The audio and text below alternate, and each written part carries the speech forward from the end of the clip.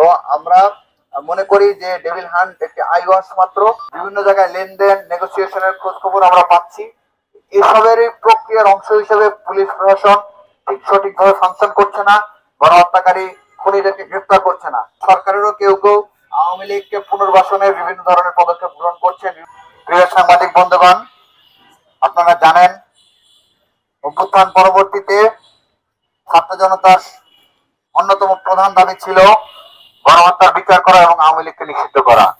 এটা অত্যন্ত দুঃখজনক হলেও সত্য, অভ্যুত্থানের ৮ মাস অতিবাহিত হয়ে যাওয়ার পরও এখন পর্যন্ত আওয়ামী লীগ নিষিদ্ধের ব্যাপারে এই সরকার কোনো পদক্ষেপ গ্রহণ করতে পারে নাই এবং আহত শহীদ পরিবারকে পুনর্বাসন, তাদের চিকিৎসা নিশ্চিতের যে দাবি ছিল সেই দাবি তারা পূরণ করতে পারে নাই। আপনারা যদি খোঁজ নেন দেখতে পাবেন অধিকাংশ আহত এবং শহীদ পরিবারই ঋণে জর্জরিত এবং তারা ভিটে মাটি জমি বিক্রি করে তাদের চিকিৎসা সেবা নির্বাহ করেছেন, কিন্তু জুলাই স্মৃতি ফাউন্ডেশন সহ সরকারের পক্ষ থেকে তাদেরকে যে সহযোগিতা করার কথা ছিল তার ঠিকভাবে তারা পান নাই। তো আমরা সেই দাবিতে, এবং আমাদের আরেকটা গুরুত্বপূর্ণ দাবি ছিল জুলাই প্রোক্লামেশন বা জুলাই ঘোষণাপত্র, সেটি ঘোষণা করা, প্রদান করা। সে বিষয়ে আমরা আন্দোলন গড়ে তোলার জন্য আপনারা দেখেছেন ঈদের পূর্বে আমরা টানা কয়েকদিন বিক্ষোভ মিছিল করেছি, অবস্থান কর্মসূচি পালন করেছি।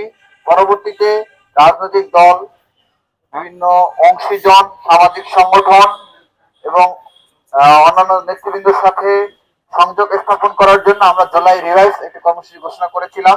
সেই কর্মসূচির ধারাবাহিকতায় আমরা বাংলাদেশ জাতীয়তাবাদী দল বিএনপি, বাংলাদেশ জামাত ইসলামী, জাতীয়তাবাদী ছাত্র দল, ইসলামী ছাত্র শিবির, ছাত্র অধিকার পরিষদ, সমাজতান্ত্রিক ছাত্র ফ্রন্ট, ছাত্র ফেডারেশন, এবি পার্টি, ইসলামী আন্দোলন, ইসলামী ছাত্র আন্দোলন সহ অসংখ্য দলকে দলের সাথে আমরা সাক্ষাৎ করেছি এবং তাদেরকে চিঠি প্রদান করেছি। এবং সেই তারই প্রক্রিয়ার অংশ হিসেবে আমাদের জুলাই রিভাইভ কর্মসূচি শেষ হওয়ার পর আমাদের যে কমিটমেন্ট ছিল যে আমরা ঐক্যবদ্ধভাবে আওয়ামী লীগ নিষিদ্ধের দাবিতে আন্দোলন গড়ে তুলব, তারই অংশ হিসেবে আজ আমরা একটি পরামর্শ বৈঠক সংগঠিত করেছি। এখানে উপস্থিত ছিল জগন্নাথ বিশ্ববিদ্যালয়ের একটি প্রতিনিধি দল, বুয়েটের কিছু শিক্ষার্থী এখানে ছিলেন, এখানে ছিলেন প্রাইভেট বিশ্ববিদ্যালয়ের সংগঠন পুনাবের নেতৃবৃন্দ, প্রসাবের নেতৃবৃন্দ, প্রাইভেট বিশ্ববিদ্যালয়ের অন্যান্য নেতৃবৃন্দ, উত্তরা কেন্দ্রিক যারা আন্দোলন সংগঠিত করেছেন তাদের একটি প্রতিনিধি দল ছিলেন, ঢাকা কলেজের একটি প্রতিনিধি দল ছিলেন, জগন্নাথ বিশ্ববিদ্যালয়ের একটি প্রতিনিধি দল ছিলেন, জেআরএ জুলাই রেভলিউশনারি অ্যালায়েন্স সংগঠনের প্রতিনিধি টিম এখানে উপস্থিত ছিলেন, student alliance for democracy sad এর প্রতিনিধি এখানে উপস্থিত ছিলেন, এন্টি ফ্যাসিস্ট কোয়ালিশনের প্রতিনিধি এখানে উপস্থিত ছিলেন।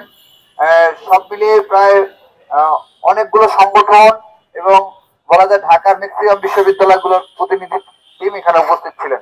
আমরা আজকে আলাপ আলোচনার ভিত্তিতে ঐক্যমত্যে পৌঁছেছি যে আওয়ামী লীগ নিষিদ্ধ ও নিবন্ধন বাতিল এবং গণহত্যার বিচার, শাপলা গণহত্যার বিচার, জুলাই গণহত্যার বিচার, বিডিআর হত্যাকাণ্ডের বিচার সহ আওয়ামী লীগের সকল অপকর্মের বিচার, তারপরে তাদের হাতে যারা ক্ষতিগ্রস্ত হয়েছে জুলাই অভ্যুত্থানের শহীদ পরিবার, আহত পঙ্গুত্ব বরণকারী জুলাই যোদ্ধা, এরই পাশাপাশি যারা গত 15-16 বছর জেল জুলুম নির্যাতনের শিকার হয়েছেন, গুম খুনের শিকার হয়েছেন, প্রতিটি পরিবারের ক্ষতিপূরণ আদায়ের লক্ষ্যে এবং জুলাই ঘোষণাপত্র কাল বিলম্ব না করে প্রদানের লক্ষ্যে আমরা একটা ঐক্যমত্যে পৌঁছেছি।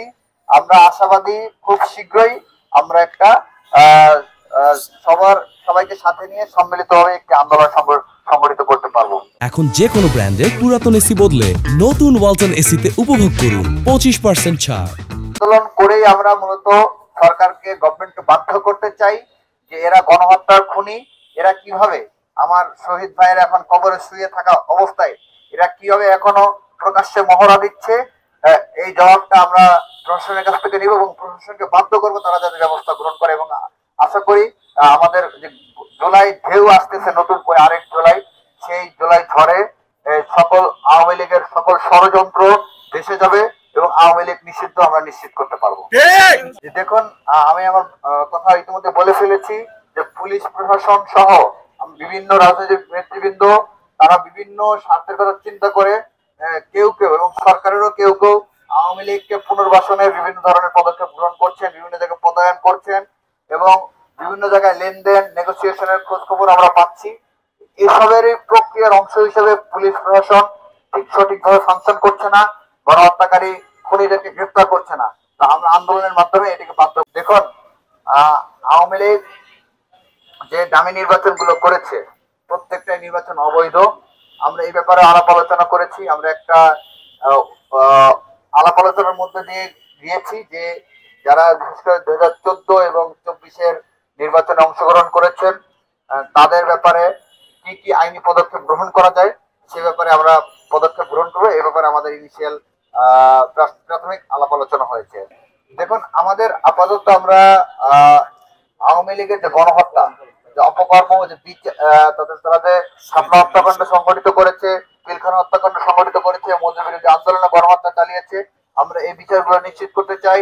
আওয়ামী লীগের নিষিদ্ধ নিশ্চিত করতে চাই এবং আওয়ামী লীগের নিবন্ধন বাতিল নিশ্চিত করতে চাই।